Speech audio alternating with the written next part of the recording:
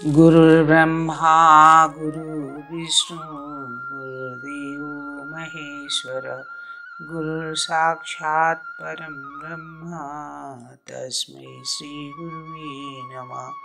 तस्मै श्री गुरुवे नमः। तस्मै श्री गुरुवे नमः। पंच तत्व की अद्भुत शक्ति। व्यक्ति के अंदर की विशेष प्रतिभा उसके आत्मा में रहने वाले प्राण तत्व के रूप में दिखाई देती है। मनोबल, आत्मबल और साहस के रूप में दिखाई पड़ती है। जीवन में उत्कृष्टताओं की उपलब्धि इसी प्राण शक्ति के द्वारा होती है। यही वह विद्युत तत्व है जो अपना परिचय कभी संकल्प बल के रूप में, कभी अग्नि के दहकते शोले के रूप में दिखाई पड़ता है। इस महाशक्ति का यदि सही सुनियोजन सोचा जा सके एवं नष्ट होने से बचाकर सोई हुई सामर्थ्य को जगाकर उसका सदुपयोग करने से मनुष्य अनंत शक्तियों का स्वामी बन सकता है। मानव शरीर में इसके मुख्य रूप से 5 स्रोत हैं। जल तत्व पानी 72%, पृथ्वी तत्व यानी धरती 12%, वायु 6%, अग्नि 4%, आकाश 6%। हमें प्रयास करना चाहिए कि हम तत्वों की विकृति से मुक्त होकर और इससे हम प्रकृति के समीप जितना अधिक से अधिक रह सके निरंतर प्रयास करना चाहिए। हमारे शरीर में 72 से लेकर के 75% तक पानी है। प्रत्येक रोए में भी जल तत्व विद्यमान है। पूरे दिन भर में करीब 60,000 विचार हमारे दिमाग में आते हैं, जिनका प्रभाव हमारे प्रत्येक सेल में पड़ता है। हमें कोशिश करनी चाहिए कि निगेटिव विचार हमारे शरीर में न आए।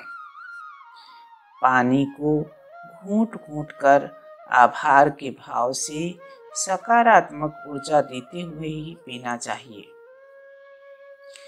इस पर बहुत अधिक वैज्ञानिकों ने रिसर्च भी किया है। अब आते हैं पृथ्वी तत्व पर, जिसकी मात्रा 12% है। पृथ्वी के साथ अपना तालमेल रखने के लिए हमें ब्रह्म मुहूर्त में उठकर नंगे पांव घास में चलने और थोड़ी मिट्टी भले ही गमले की क्यों न हो हाथ से प्रेम पूर्वक स्पर्श करना चाहिए और पृथ्वी माता को निश्चित रूप से प्रेम पूर्वक स्पर्श करके प्रणाम करना चाहिए, जिससे भू प्राण की एनर्जी हमारे अंदर आने लग जाती है और हमारी कार्य क्षमता भी बढ़ जाती है, थकान कम आती है। तीसरा वायु तत्व, जिसकी मात्रा हमारे शरीर में 6% होती है। वायु तत्व सिर्फ नाक के माध्यम से ही नहीं मिल रहा है, यह हमें सारे रोम छिद्रों के माध्यम से हमारे शरीर में प्रवेश कर रही है।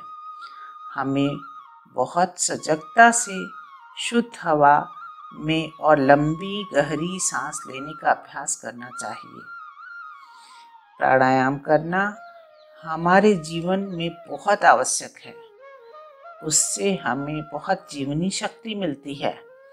कितने सारे योगी बिना खाए पिए कितने सालों तक प्राणायाम के द्वारा ही ऊर्जा लेकर के तपस्या करते रहते थे। चौथा अग्नि तत्व है। सूर्य भगवान से हमें सबसे ज़्यादा ऊर्जा मिलती है। हमें प्रतिदिन थोड़ी मात्रा में ही सही धूप जरूर लेनी चाहिए और पूरब दिशा में मुंह करके सूर्य भगवान को जल चढ़ाना चाहिए और यह भावना करनी चाहिए कि सूर्य की ऊर्जा हमारे रोम रोम में प्रवेश कर हमारे सारे कष्टों को दूर कर हमारा रोम रोम प्रकाशित कर रही है। सबसे अंतिम है आकाश तत्व। यह सबसे सूक्ष्म तत्व है।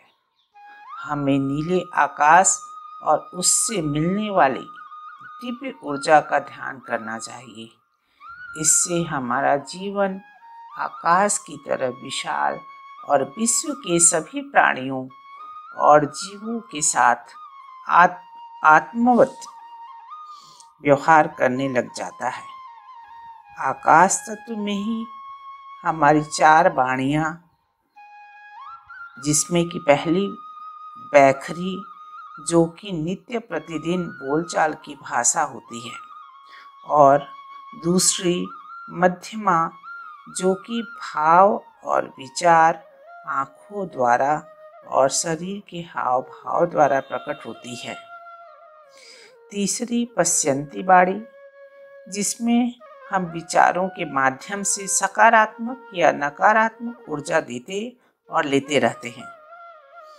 चौथी वाणी परावाणी है जो कि ज़्यादातर तपस्वियों, आध्यात्मिक गुरुओं या श्रेष्ठ जीवों के पास होती है। शाप या वरदान इसी वाणी से दिया जाता है। वह जैसी इच्छा करते हैं वैसा होता चला जाता है। पंच तत्व की इस अद्भुत शक्ति को हमारे अंदर लेने के लिए, जो कि हमारे अंदर समाई पड़ी है, बस अगर हम अपने जीवन में थोड़े सजग हो जाएं, तो जीवन के दिए हुए इस अनुदान का लाभ आसानी से उठा सकते हैं। प्रणाम।